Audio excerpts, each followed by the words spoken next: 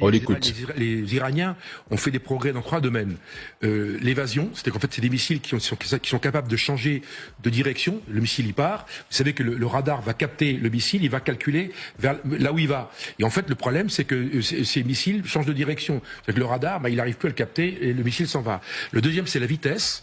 On a des missiles qui vont quasiment à Mach 10 maintenant, ce qui est 10 000 km à l'heure pour schématiser, c'est énorme. Et puis le troisième principe c'est la saturation. C'est au lieu d'envoyer un seul ou 2 missiles, ils vont en envoyer 50. Donc il y en a 48 qui sont détruits, mais il y en a un qui va arriver. Et donc cette capacité à faire ça, c'est vraiment, ça démontre encore une fois qu'ils ont des réserves. Puis un autre point très important, c'est la taille des missiles. J'ai travaillé sur les missiles un peu très sérieusement là depuis quelques semaines maintenant, parce on s'était endormi sur les missiles à 2000 km, vous voyez le truc un peu bidouillé, etc. Pas du tout. Le 6000 Simorgh, il fait 85 tonnes. Le Komatcha, il fait 25 tonnes. Il y a des gens qui font entre 15 mètres et 25 mètres, sont des monstres. Et qui sont tirés non pas à partir de rampes, mais qui sont tirés à partir de silos. Donc en fait, les Iraniens ont construit des silos dans le sol avec un petit capuchon. Ils remplissent comment dire avec le carburant. Ça se fait au dernier moment.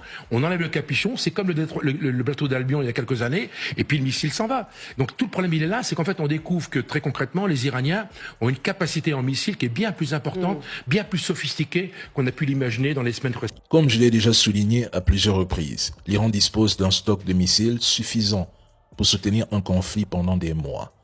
Ce qu'il n'a pas dit en revanche, c'est que la taille de certains de ces missiles iraniens pose un véritable défi au problème au système d'interception. Même en se limitant à une dizaine de tirs par jour, cela resterait une menace majeure et durable pour l'entité.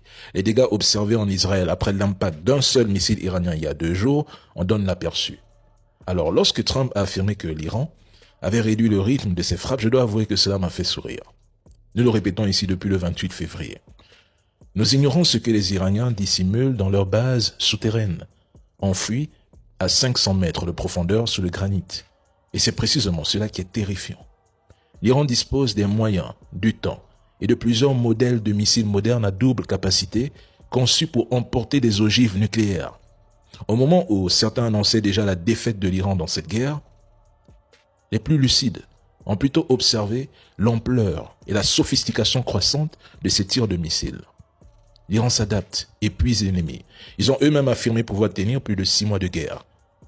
Comment ces médias ont pu imaginer qu'en à peine 10 jours de guerre, l'Iran allait dévoiler toute sa capacité ou utiliser l'ensemble de son arsenal? Mais qui fait ça en stratégie? Pendant que les munitions de la coalition s'épuisent, l'Iran lui continue de frapper. Et ça, c'est alarmant côté Washington. La dernière option ici reste un déploiement de troupes au sol. Sinon, je ne vois pas ce qu'il peut faire après.